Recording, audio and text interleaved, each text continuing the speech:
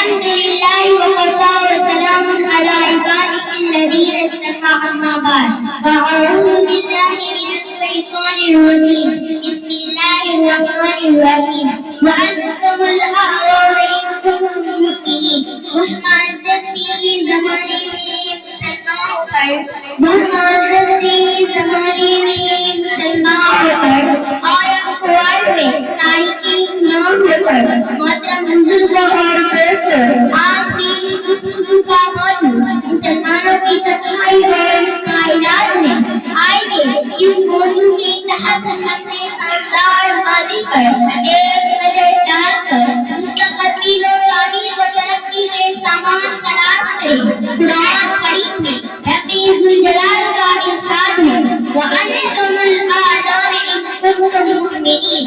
تم سربلند رہو گے اگر تم مومن ہو. یہ ارشاد باری ہماری پوری تاریخ کا ایک ارشاد ہے اور اسی میں ہماری ترقی کا راز مضمر ہے.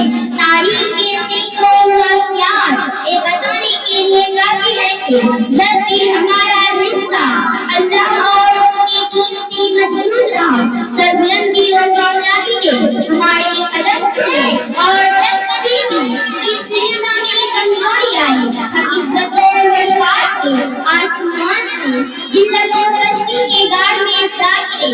تاریخ ہمارے سامنے جنگ بدر کی مثال پیش کرتی ہے. جنگ بدر کے اندر جو بھی کامیابی ہوئی وہ صرف کسی رشتہ کی بنیاد پر ہوئی ورنہ اگر ہوتی تو کفار مکہ کا ہوتا کیونکہ کفار مکہ تقریباً 1000 تھے اور بڑے جوش و خروش کے ساتھ تھے. ان کے پاس 700 اونٹ اور 200 گھوڑے ہیں لیکن سب کے پاس تلواریں اور دیگر جنگی ہتھیار موجود تھے.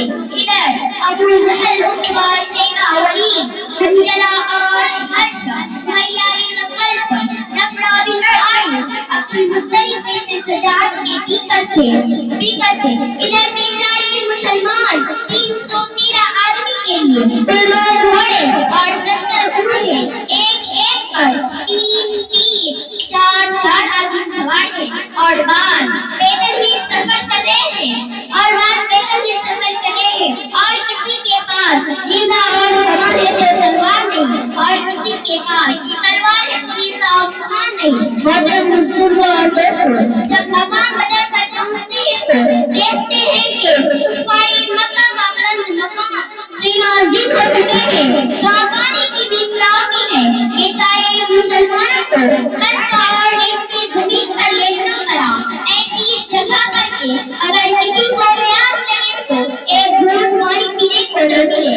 الغرض جنگ کے اندر جتنے اسباب اور جتنی چیزوں کی ضرورت پڑتی ہے وہ سب کفار مکہ کو حاصل تھی. مگر جب لڑائی شروع ہوتی ہے تو کفار مکہ کا غازہ نیلی کی طرف کاٹا جاتا اور ابو جہل وہ بچے موت محمود کے ذریعے مارا جاتا.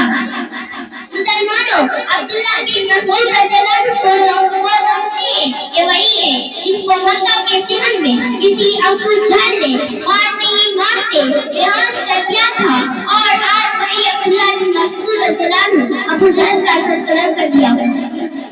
امیہ بن خلف ابو جہل کے بعد کفار مکہ کا سب سے بڑا سردار سمجھا جاتا ہے. سب سے بڑا سردار سمجھا جاتا ہے اور اپنے ساتھیوں کو اس طرح مقتول ہوتے دیکھ کر گھبرایا اور میدان جنگ چھوڑ کر بھاگ پڑا. حضرت بلال حبشی رضی اللہ عنہ اس کے پیچھے بھاگے اور قریب پہنچ گئے. امیہ بن خلف گھبرا کر گھوڑے سے نیچے گر گئے. معافی مانگتا ہے امن چاہتا ہے لیکن بلال حبشی رضی اللہ عنہ اس کو جہنم رسید کر دیتے ہیں. اسلام کے نوجوانوں جانتے ہوئے بلال حبشی رضی اللہ عنہ کون ہے؟ اس کی عیسی امیہ بن خلف کے غلام ہیں. مگر جب اسلام قبول کیا تو مکہ کے اندر وہ گھر میں وقت تپتی ہوئی زمین پر لیٹا کر پتھر کی بڑی چٹانیں رکھتے تھے تاکہ یہ حرکت نہ کر سکے. رات کو زنجیروں میں باندھ کر کوڑے لگاتے تاکہ یہ حرکت نہ کر سکے. اگلے دن اس کو زیادہ زخمی کیا جاتا تاکہ تکلیف سے بے قابو ہو کر اسلام سے مل جائے یا یوں ہی طرف کر ورحمۃ اللہ وبرکاتہ.